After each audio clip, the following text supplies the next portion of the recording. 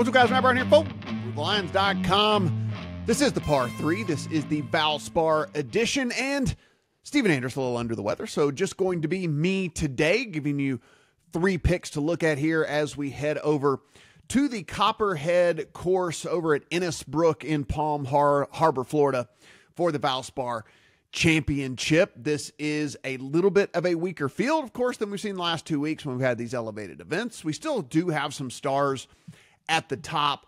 That said, I'm not going to go there with my picks this week for this particular piece. If you want to get our full card, you can head over to our Discord. It's free, Lions.com. Upper right-hand corner, click into that, and you'll be able to check out all of our cards and everyone's full card over there. But I'm just going to skip, Xander Schauffele, your favorite, 7-1. Sam Burns, who's won here twice, 12-1. Justin Thomas is in the field at 14. Jordan Spieth is at 16. After that, though, you kind of get into some of the middling names: Brian Harmon, Cameron Young, Tony Finau, things like that, Sung JM. So even that, all that being said, I'm actually going to go a little bit further down the board here to kick things off here. And it's a name you've heard here on the par 3 multiple times over the last few weeks, and the guy just continues to go out and get it done, and that's Doug Ghim. I'm going to sprinkle a little bit of money on outright on Doug Ghim. Win equity, not incredibly high on Doug Ghim. He plays very, very, very well, but not necessarily like go win it well.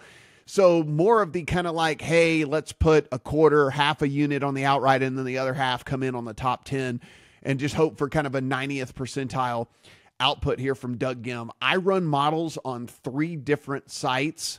I'm not a programmer, so I don't code the models. I take the models that everyone already has built, and then I put in the information that I find important for these particular tournaments. I run that on 3 different sites. So 3 different algorithms that are processing all the information that I put in. Doug Ghim is first in 2 of the 3 and 5th in the other. So Doug Ghim just really, really popping this week on a course that is going to be less than driver a lot of the time. He's a very good driver of the ball anyway, but now it's a positional course. He doesn't lose anything because he's not the longest. He doesn't lose. He's a guy that's just going to hit fairways, and that's going to put him out in front of some of these guys out there that are always playing from the rough, because these are very tight, narrow fairways. And so I like Doug Ghim this week. Again, win equity is not through the roof with Doug Ghim. Sprinkle on the outright, top 10 as the first. The second one I'm looking at is Grayson Sigg. And if you've never heard of Grayson Sigg, hey, listen, if you're not like really into the golf world, I kind of understand it. But Grayson Sigg, with this course being a less than driver course, he's going to really excel here. And what we're looking for from Grayson Sigg is to do what he does best, and that is on approach. If you look, he has gained on approach in 8 of the last 9 tournaments that he has played in. He really is not good with the putter, and that is the problem with Grayson Sigg. But the thing about the greens here at Innisbrook is these are going to be pretty easy. You can actually talk to some of the, you listen to some of the golfers talk that have played here, and they talk about these greens.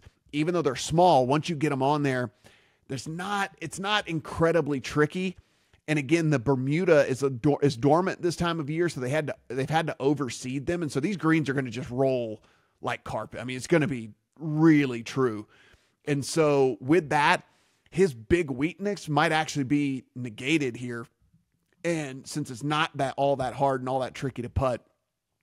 So with that, we're going to rely on that approach game, and that is what this tournament is all about. That is what Innisbrook is all about. The Copperhead course is a second shot course. You just have to keep it out of the rough.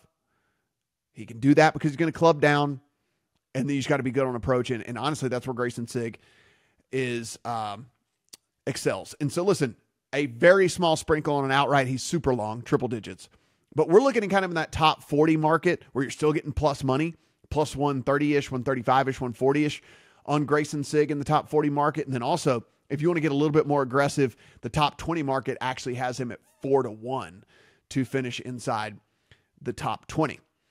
Our third golfer this week, another name you might not have heard of, but Max Grierson. And this is a guy that is coming off the Korn Ferry Tour, had a lot of success on the Korn Ferry Tour last year, over on the PGA now.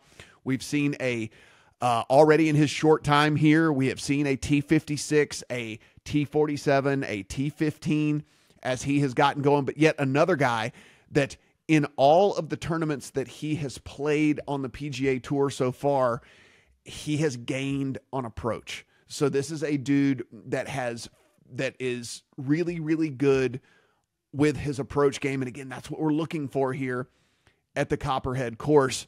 I understand another guy that loses with the putter. Not a great putter, but we're hoping that gets nullified here, considering these greens are not all that tough to putt on. We're going to really lean into pretty good around the green game, good approach game, and being able to take advantage of the fact that these are not all that tricky of greens to putt on. So Max Grierson, you can find him in the top 40 market at plus 240.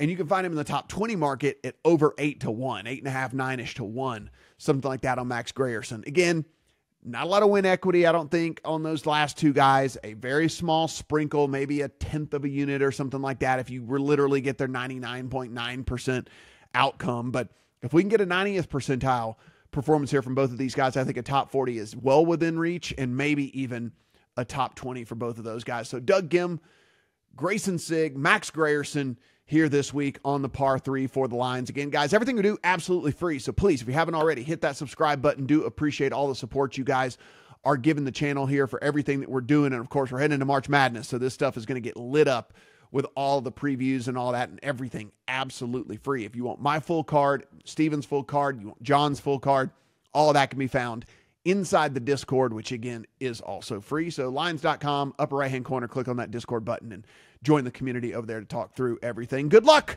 on all your Valspar bets.